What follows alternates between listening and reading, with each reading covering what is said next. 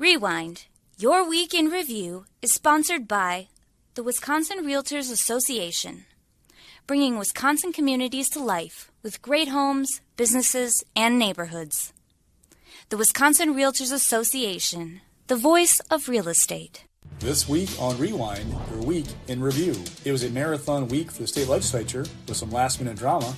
The Assembly voted to allow clerks to start processing absentee ballots early, but only after leaders accuse each other of negotiating in bad faith. A bill to fund a new youth prison got pulled to the Assembly floor at the last minute as partisan barbs fly, and the Assembly adjourned the regular session for the year. All this and more, Rewind, your week in review for February 25th. I'm J.R. Ross. I'm Patrick Marley. Welcome to Rewind, your week in review. Emily's getting a much-needed break somewhere on a beach in Florida, I believe, Patrick, after this week. Well-deserved. I just want to run down a list of the stuff they passed this week, Patrick.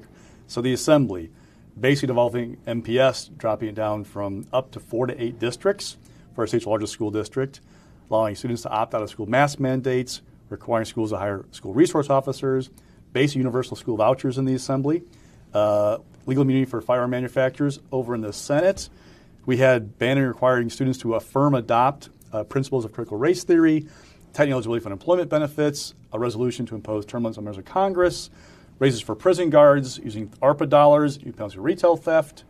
But Patrick, the drama was about two things in my mind this week. Number one, we're going to talk about is Lincoln Hills. And you did some great reporting about Lincoln Hills over the years and what the problems up there.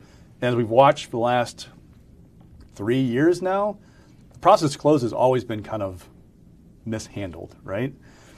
The big thing for me was on Tuesday, Robin Voss says, and told reporters that it's not going to come to the floor, unlikely to come to the floor, because they had not chosen a site for the new Type 1 facility to house most serious offenders in Milwaukee. Called it very challenging to pass without knowing that. On Thursday, he credits Rebecca Clayfish for getting the bill done, and it passes 90-0. What passed? What changed in 48 hours? You know, that's not entirely clear. It came out of the blue, and Lincoln Hills has really been stuck for the last 3 or 4 years. They had this deal in 2018 after all these problems to close the facilities, unanimous vote. Governor Walker signs it, and they put some money toward the replacement facilities, but not enough, and then it just stagnates with lawmakers unwilling to act. And, it sort of comes up a little bit abruptly, even in the Senate. They pass it unanimously, but right out of the gate, Voss says, nope, it's unlikely to do it because of this lack of, not being sure where they're going to place the new facility. Comes around Thursday after, I think, a lot of behind-the-scenes lobbying, particularly from Senator Felskowski, who represents the area where Lincoln Hills is located, the sentiment that we've got to make something change.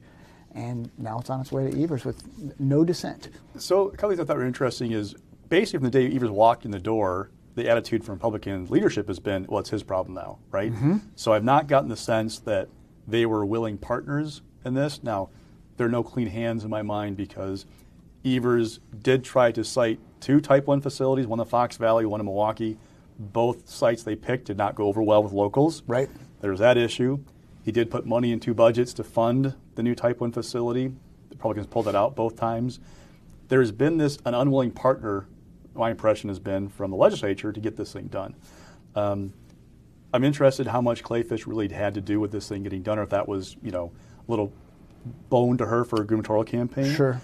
But the people who wanted it pushed hard, and it came out of nowhere. I mean, this thing was not moving, and all of a sudden they voted out of committee the last couple of weeks. Yes. In the session rush. It's really fascinating to see how that picked up momentum. And by the way, it was the right thing to do for the kids.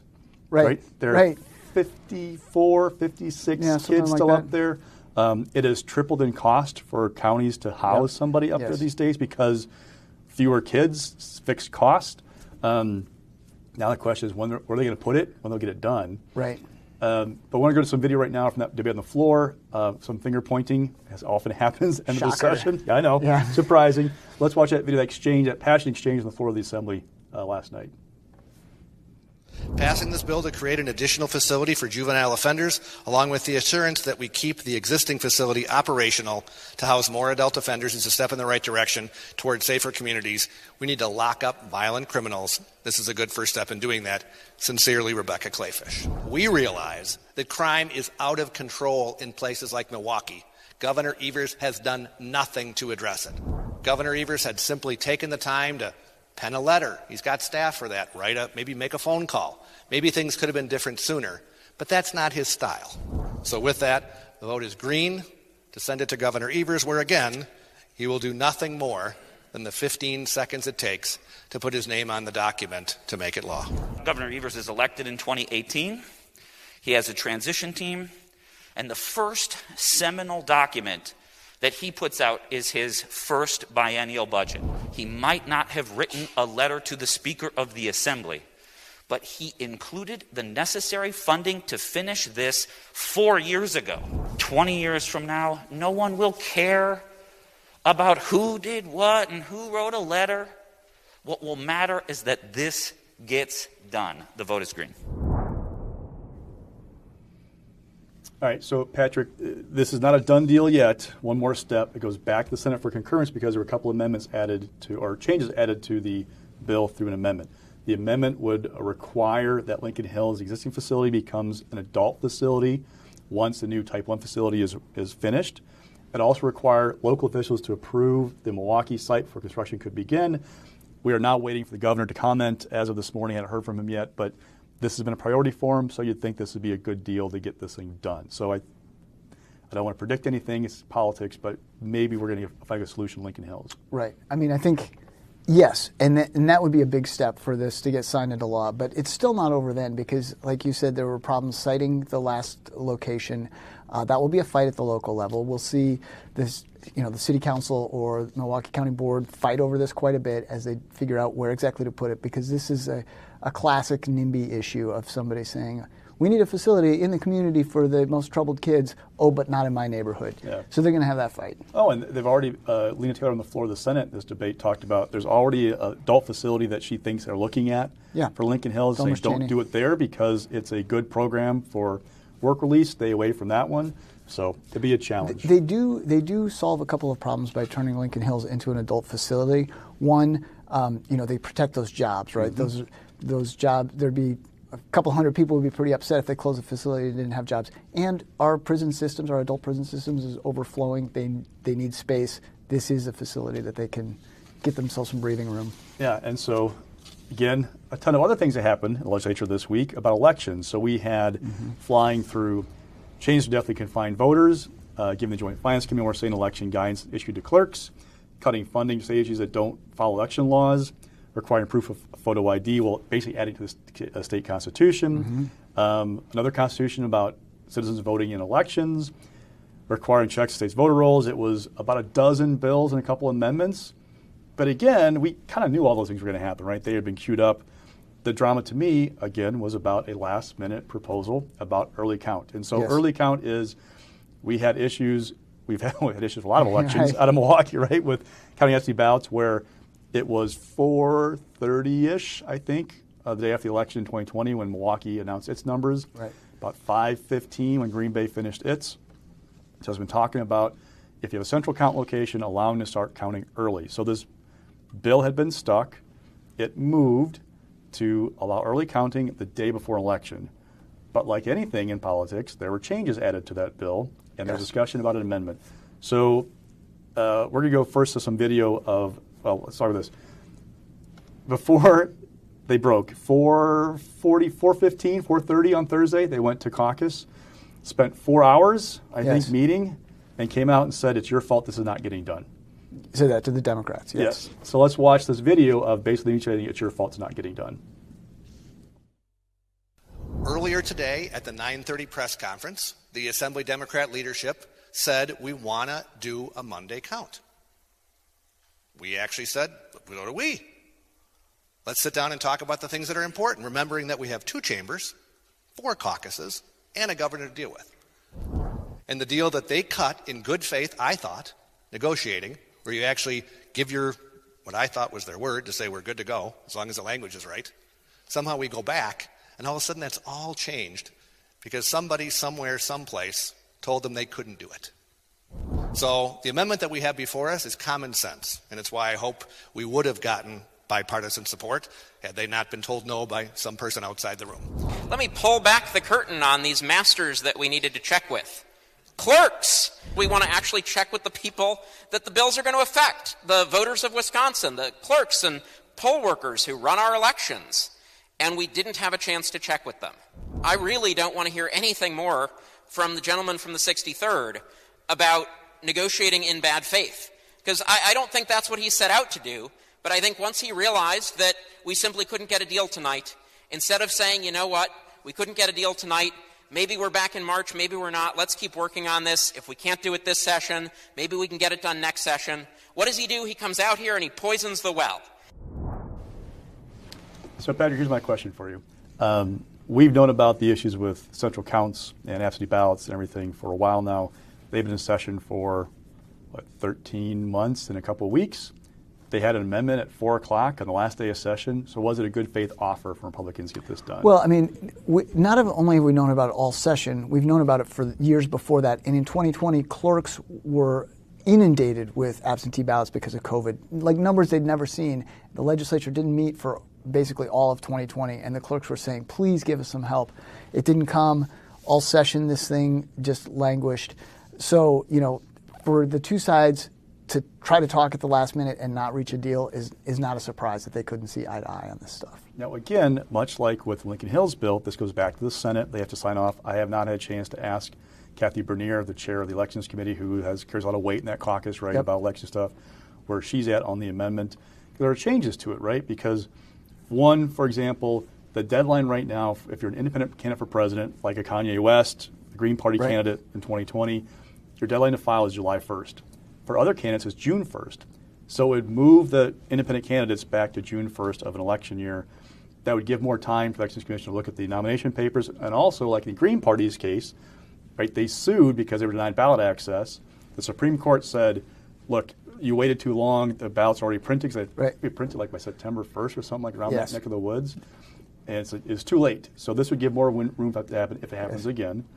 I don't know if anybody's unhappy about that. But the changes about like when you mail absentee ballots, changes about presidential-only ballots, and other things I'm not quite sure where the Democrats are on those things or if the governor's going to be open to it. I think that they're going to have more problems with the Democrats than with the Republicans in the state Senate. I did have a chance to talk to Senator Bernier before the Assembly took this up, but it was clear that she had been talking to Speaker Voss.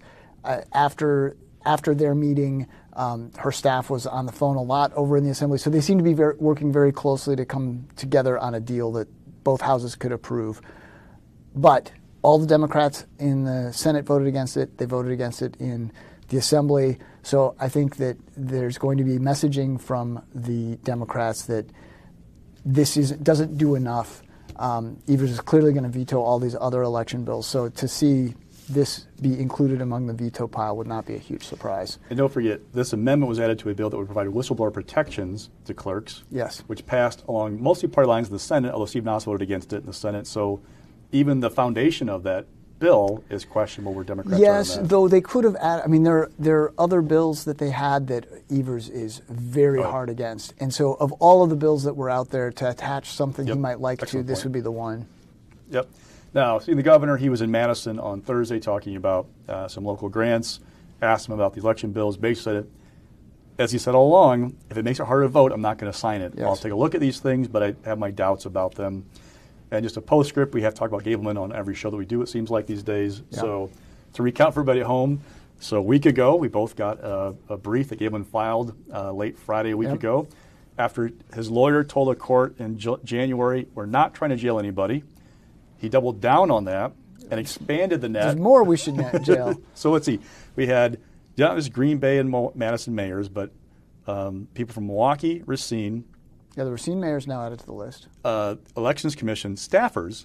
Yes. The chair plus staff at Milwaukee. So it's not just like elected officials the head of the IT department for the State Department of Administration. These are no longer just political figures. These are mid-level bureaucrats who the general public don't know who they are. Then on Monday we get a brief that he filed in this whole debate about whether the Waukesha County judge has the power to jail these folks, right, to detain them until. Interesting line in there that he said that the Kenosha folks had come for depositions. Now, I talked to the city administrator and said, well, I went to the office twice and talked to him, but I didn't do a deposition. Right. So a little bit of a gray area what actually happened there. Let's still note that of all the times Gableman's done anything, he's always said Kenosha is the most cooperative of anybody with all this stuff. So we have some more things coming up with that. I'm sure we'll talk about it again on the show before that is all said and done. More drama, Patrick.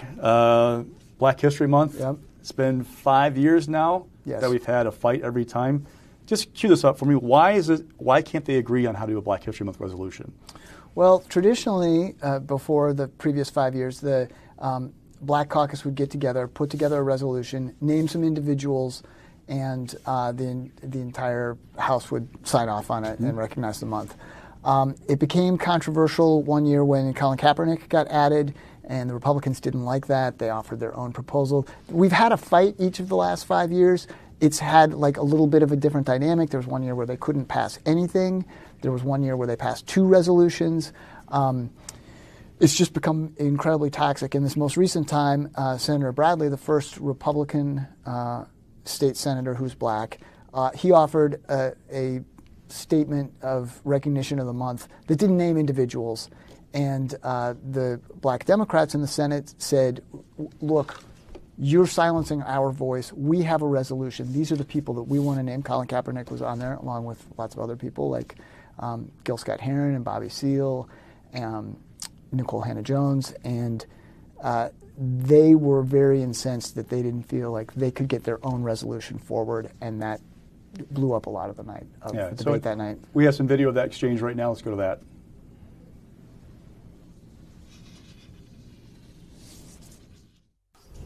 I think it's disappointing that a resolution commemorating Black History Month can be in any way controversial. I believe there is a mechanism for recognizing those who may have had an impact on us personally. We do that every floor session.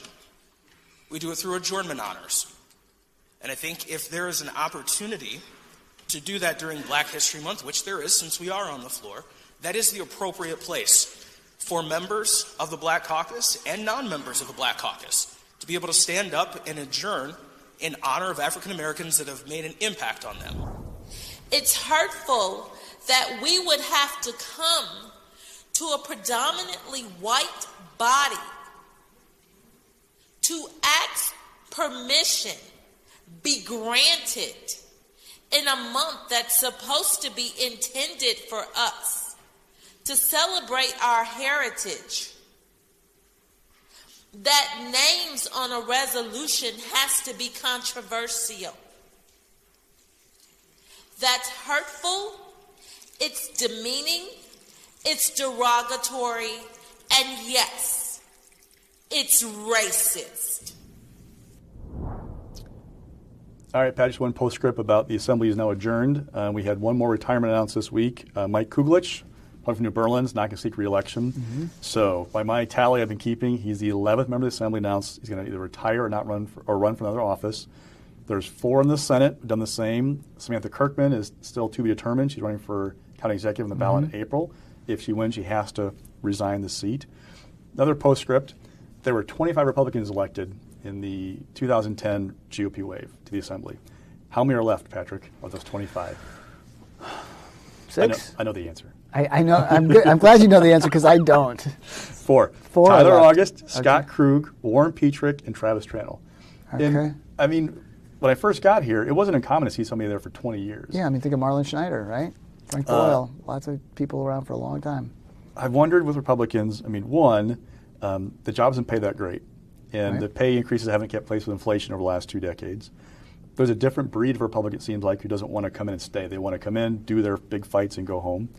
And 3, the environment that we're in right now with the base, where there's this kind of schism about, like, the big steal or the big lie or whatever, what's going on about it. I think there's a fatigue about dealing with that stuff. Yep. So all it's kind of coming into, I don't think it's going to be mass retirements this session, but it is interesting to see, like, the people who are leaving and what's left. There's a lot more turnover in the last 15 years than you'd seen previously. That's for sure. And you know, there used to be a lot of discussion about term limits. In fact, they voted on something related to term limits for Congress recently. But in the State House, it just sort of self-imposed term limits for many of them. We still got some people in the Senate who've been there, like Steve Noss since the 90s, Rob Coles, Alberta Darling. But I'm feeling my age because in the Assembly, I think it's Sinicki is the only person left who got here before I got here in 2000. What about Kirkman and She got elected Voss? that fall. They showed Voss up. is 2004. Okay. Makes me feel old, Patrick. Anyway. I'm with you. So DNR, we got to touch on this. DNR Board, Natural Resources Board talked about PFAS regulations. This is the forever chemical. It is not good stuff. It is in groundwater in several places. Basically, my impression of watching what happened was the Natural Resources Board approved some new regulations. Mm-hmm. They did not go as far as the agency wanted. Right. They match what the EPA wants. And in the end, it was a 6-1 vote. But that was because 2 of Evers' appointees said, I want something, essentially. Something's better than nothing. And the 4 Walker appointees still on the board, including Fred Prane, who was obviously a term expired in May, drove that discussion, what was going to happen. Am I in the right ballpark so far? I think that's exactly right. Okay. Also, got to mention the drama, because it was a drama-filled week. There were some tense exchanges there during that hearing between Prane and Katie Rosenberg, the mayor of Wausau, who said, look, I've been telling folks we got to know this is going on. Prane accused her of causing hysteria. Right. She said, I told them not to freak out, but there's a chemical in our water. The agency took issue with the board members saying, we don't trust your cost estimate. Yes. There are some tough exchanges there with the secretary and some members, so it was a drama-filled week. It sure was. All right, so now let's talk the governor's race, get back to plain old politics. I remember the days when Jim Doyle began a TV ad, I think it was in May of 2006, and it was like, oh my God. So early. Yes. Now we have Wisconsin Initiative is running an ad in Milwaukee about Evers and his massive tax cuts. He brought people together, Patrick, Democrats and Republicans, to pass tax cuts. Kumbaya. WMC, through its issue ad arm, does a new ad that takes a clip of the Wisconsin Initiative ad and says, no, the truth is Evers wants to raise your taxes. And the Republican Governors Association has its Right Direction PAC is doing a 5-figure digital ad about Evers and crime. There's an old joke in politics that every time a journalist writes about a 5-figure digital ad, an operative gets his or her wings, right? Because it's probably $10,001 that was spent. Yes. But I think to me it's the messaging, right? We're going to see messaging. The ads on TV are about the fight between Evers and Republicans about who gets credit for tax cuts. Yes. The RGA thing is the coming attack on crime against Evers because homicide rates are up. Milwaukee has got some issues with murders. Violent crime is up. That's going to be a big theme, and they're hitting him. He didn't talk about, say, the state. And don't forget about Kenosha and Madison in the wake of George Floyd had some very serious riots and arson, and the Republicans Rebecca Clayfish kicked off her campaign focused on that issue. They're going to tie that in with crime, and these ads or the RGA ad is a big sign of that. So all this is running the Milwaukee media market. As far as last time I checked, we're going to show you guys a clip of the 2 TV ads. You can see what people in Milwaukee are seeing on their TVs during the news every day. Working families need help with rising costs. That's why Governor Tony Evers brought Republicans and Democrats together to cut income taxes for the middle class. Now, if you make $50,000 a year, you'll see over $500 a year in tax cuts, more for married couples. Couldn't we all use a little help dealing with rising costs? Call Governor Tony Evers. Tell him you support his new law on middle-class tax relief. Seen this nonsense? Cut income taxes for the middle class.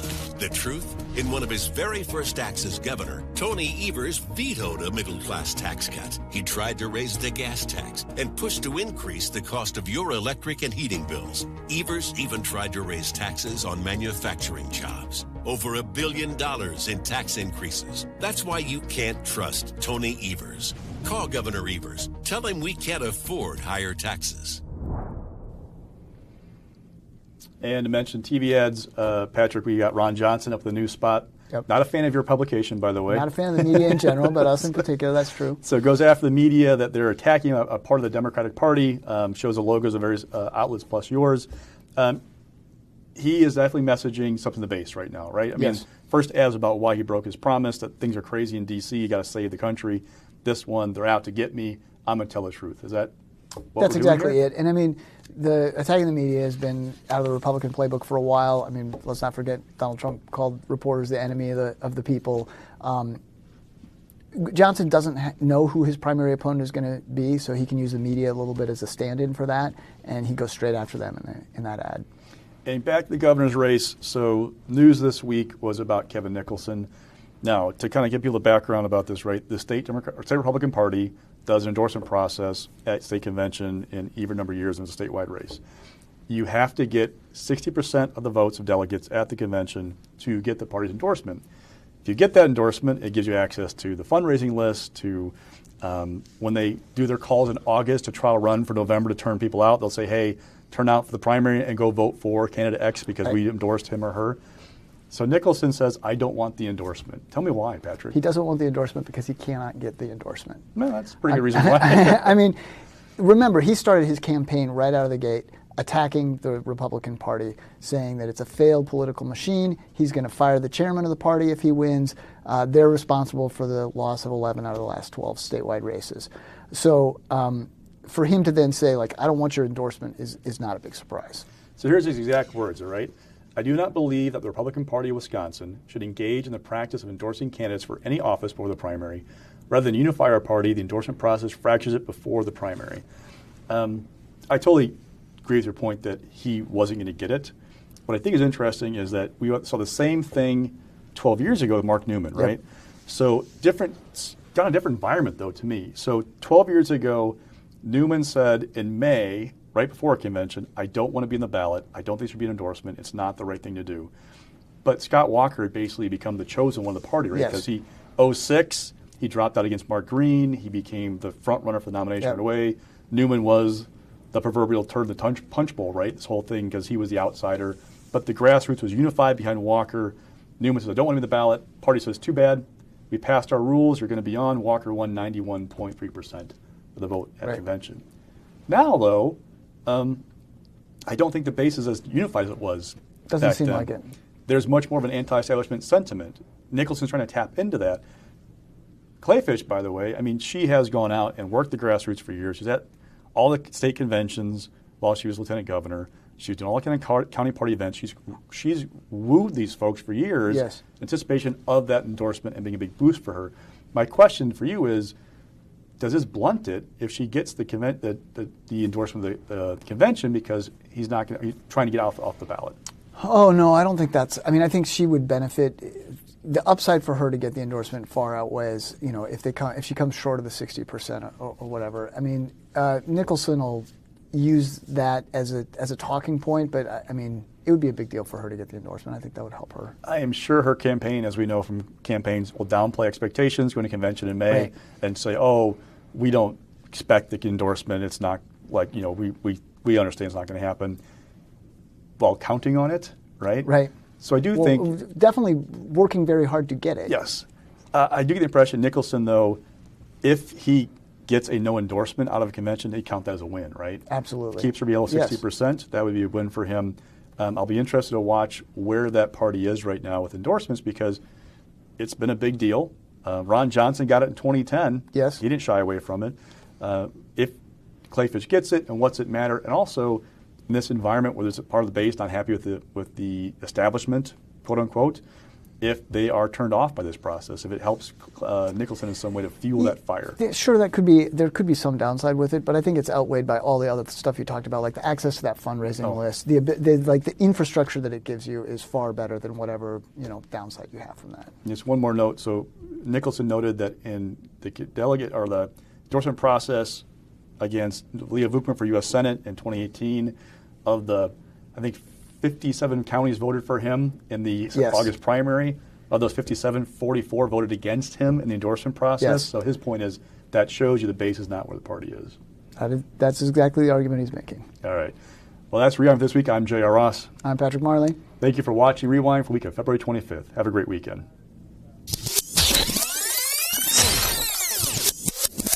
Rewind, your week in review, is sponsored by the Wisconsin Realtors Association, bringing Wisconsin communities to life with great homes, businesses, and neighborhoods. The Wisconsin Realtors Association, the voice of real estate.